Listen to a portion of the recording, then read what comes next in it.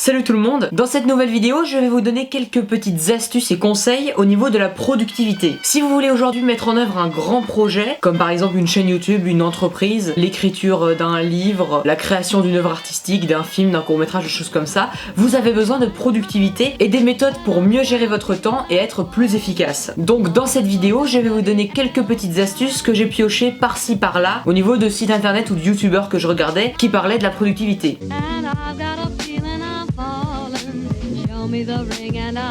Tout d'abord, donnez-vous des objectifs concrets. Vous prenez 30 secondes et vous écrivez sur un papier 3 grands objectifs que vous voulez faire ces temps-ci, pendant la semaine par exemple. Écrire ces objectifs augmente les chances de les mettre en œuvre. Mettez-vous des objectifs à court terme que vous pourrez faire pendant la journée ou pendant la semaine. Après, si vous voulez créer un projet encore plus gros, vous pouvez par exemple prendre un an pour créer ce projet, mais découper chaque mois puis chaque semaine en des petits objectifs à atteindre. Comme ça, ils ne seront pas trop gros, pas trop difficiles à atteindre et vous ne serez pas démotivé. Vous devez aussi vous créer des habitudes.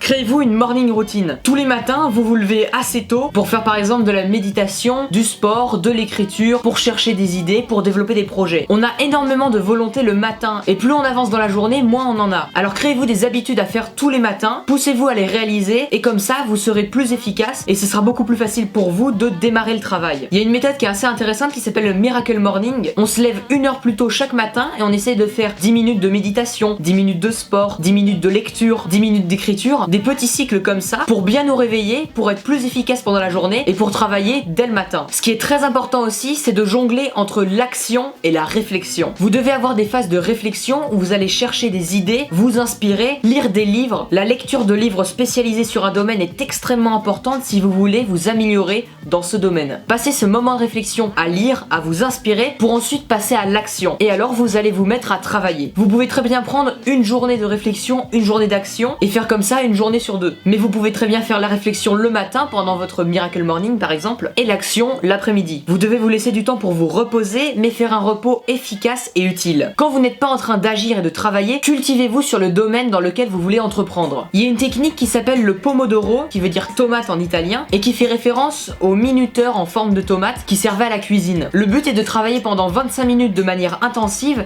puis de s'arrêter et de se reposer 5 minutes. Et ensuite de revenir travailler pendant 25 minutes, puis de se reposer 5 minutes. Et après 4 séances de 25 minutes, on se repose 20 minutes, une demi-heure à peu près. Pendant ces minutes de pause, votre cerveau inconsciemment va penser à ce sur quoi vous travaillez et va pouvoir vous donner des idées quand vous ne réfléchissiez pas à ça. On ne peut pas se concentrer pendant des heures de suite sur une seule tâche. À un moment, on va être distrait et parfois ça va être très dur de revenir travailler. Avec la technique du Pomodoro, vous allez avoir un emploi du temps bien défini. Pour être productif, il faut aussi avoir une très bonne hygiène de vie. Il y en a qui mangent vegan, il y en a qui essayent de manger plus de légumes, moins de viande, moins de gluten, des aliments qui ont des effets néfastes sur le cerveau. Donc c'est très important d'avoir une bonne alimentation, d'essayer de faire du sport tous les jours. La méditation aussi est très importante. Mettez en place une bonne hygiène de vie et faites des tâches comme la méditation ou le sport chaque matin en créant une habitude. Et n'oubliez pas de jongler entre les heures de travail et les temps de repos pour éviter le burn-out. Et pour pouvoir produire le plus possible, vous devez automatiser et déléguer. Si vous êtes dans une entreprise et que vous avez des employés, déléguez vos tâches et donnez des responsabilités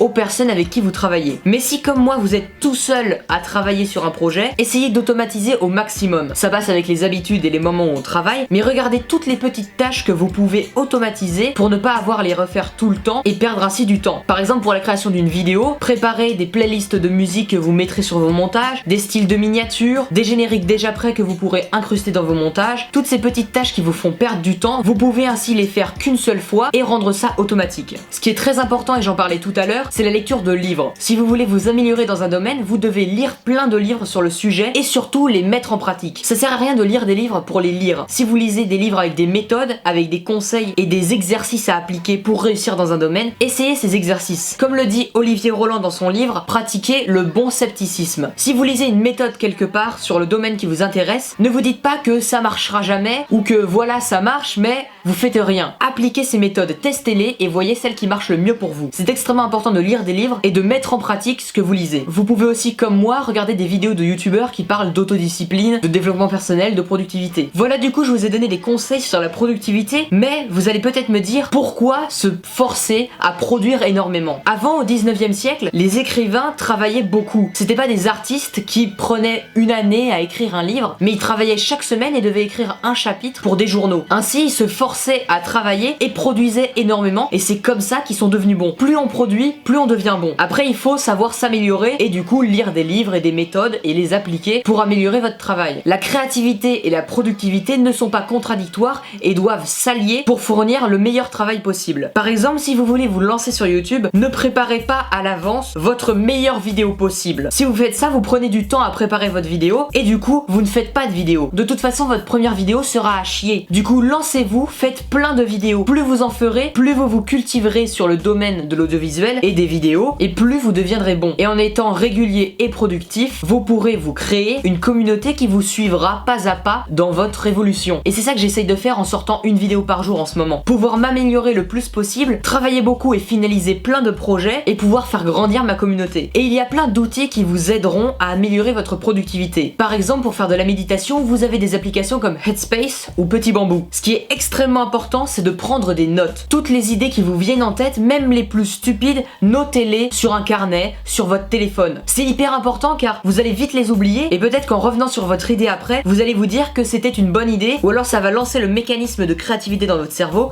et vous donner encore plus d'autres idées. Du coup, notez tout. Ayez toujours un petit carnet sur vous, ayez toujours votre téléphone en main pour noter où que vous êtes, les idées qui vous viennent en tête. Il y a plein d'applications pour ça. Une qui est très célèbre, c'est Evernote et que j'utilise depuis des années. Ce qui est Evernote, c'est un logiciel et une application. Quand vous prenez des notes sur votre téléphone, vous les retrouverez sur votre iPad, votre ordinateur, sur les autres objets connectés. Avec Evernote, vous pouvez aussi classer vos fichiers, ranger tous vos papiers en les scannant avec votre téléphone et pouvoir les ranger dans votre cloud. C'est une application très célèbre, très stable et où vous pourrez ranger toutes vos notes. Après, il y a plein d'autres applications pour prendre des notes, pour préparer votre emploi du temps, pour faire de la méditation, pour faire du sport, pour gérer votre alimentation. Il y a énormément de ressources sur internet. D'ailleurs, je vous conseille 3 youtubeurs que j'adore et qui parlent de productivité, de développement personnel. Alors, il y a Autodisciple et Olivier Roland dont j'avais déjà parlé. Autodisciple parle beaucoup de développement personnel et fait des vidéos vraiment très intéressantes. Il se donne des défis sur 30 jours et il résume aussi des livres sur le développement personnel. Et Olivier Roland donne plein de méthodes de productivité, comment apprendre l'anglais, comment gérer un business, comment créer son entreprise, comment gérer son blog, comment mettre en place des projets, plein de choses comme ça. Et il y a un troisième youtubeur que j'aime énormément et que je vous conseille beaucoup, c'est Antoine BM. Il parle beaucoup de productivité et comment être efficace sur ses projets. Ses vidéos sont vraiment hyper motivantes et très complètes avec plein d'astuces, plein de conseils pour gérer ses projets. Ce qu'il y a, ces youtubeurs, ils ont énormément de contenu parce qu'ils ont été très productifs et ils ont plusieurs centaines de vidéos. Du coup, il y a énormément de choses à voir sur leur chaîne. Et si vous voulez vous lancer dans des projets concrets et être productif et créatif, je vous conseille d'aller voir leur chaîne. Voilà, du coup, c'est la fin de cette vidéo sur la productivité. J'espère qu'elle vous a plu et qu'elle vous a servi. Lisez plein de bouquins, documentez-vous et surtout appliquez les méthodes. Lancez-vous dans vos projets à fond et ne lâchez rien. N'abandonnez pas parce que ça n'a pas le succès que vous vouliez. Soyez patient, restez productif et la communauté et le succès se créera peu à peu autour de vos projets. Ben voilà, merci d'avoir regardé cette vidéo. On se retrouve très bientôt avec des vidéos sur les thèmes de la culture geek, du développement personnel et de plein d'autres thèmes que j'adore. N'hésitez pas à me suivre sur les réseaux sociaux, à liker, à commenter, à partager si vous voulez soutenir mon travail et à vous abonner et à cliquer sur la petite cloche pour être informé de la sortie des nouvelles vidéos. Réalisez vos rêves, mettez-vous à fond sur vos projets, soyez productifs et créatifs, n'abandonnez jamais, restez libre. À très bientôt,